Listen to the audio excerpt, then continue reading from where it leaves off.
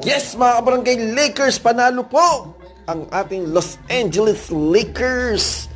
At naglalaro po si Bronny. 50 seconds na lang. Okay, makita natin. Yan na po. Tingnan natin. Yan ang score, 110-88. So, 12-point lead, 37 seconds na lang. Si Jameson ang tumitira. Ayan na po. Tira. Second shot niya sa pasok. Ayan na po.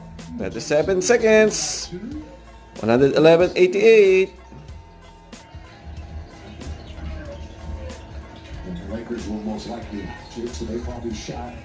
There you go. Okay, Bronny. James has a rebound and a steal tonight.